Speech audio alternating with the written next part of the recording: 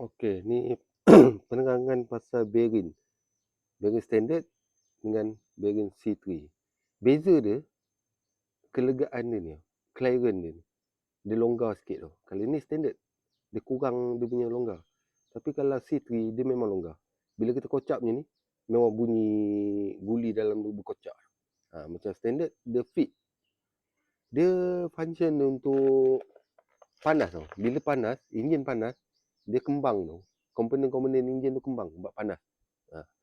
Bila standard ni, dia dah sampai satu tahap panas dia, dia akan jadi fit. Fit dia kira ada longgar lagi lah. Dia tak fit. Terlampau fit, dia akan jam. Tu standard. Tapi kalau yang C3 ni, dia punya fit tu jadi macam standard.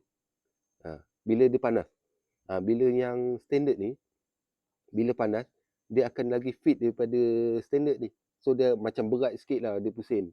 Tapi kalau C3 ni, dia sejuk, dia kocak kuat. Sebab tu dia macam bunyi kasar sikit enjin.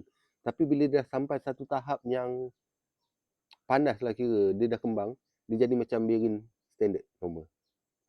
Dia kurang bunyi apa semua. Sebab tu C3 ni lebih sesuai untuk motor yang jalan jauh, motor dah outspeed. Outspeed kan blok besar apa semua, panas enjin dia dah lain. Tak macam enjin standard. Sebab tu C3 beza dia yang tu lah. Dia punya longgar dia ni. Ada lagi satu ni, P63. Kalau ikutkan P6 C3. So singkatan ni jadi P63. P63 ni kebanyakan saya jumpa bearing FAG. P6 tu maknanya ketepatan tau. Bila dia pusing tu, bearing ni dia tak jadi macam berkocak. Dia apa? Dia tak berkocak lah bearing ni. Dalam ni tegak, atas ni dia tak berkocak. Bila dia pusing laju, lalu kalau bearing C3 ni kita tembak angin, dia pusing laju, dia akan jadi goyang tau.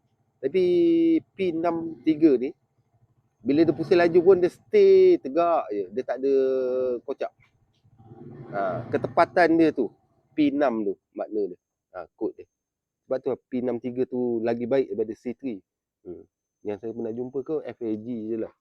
Kod P63. Dia nombor kalau dia tulis apa? 6202, belakang dia tulis P63.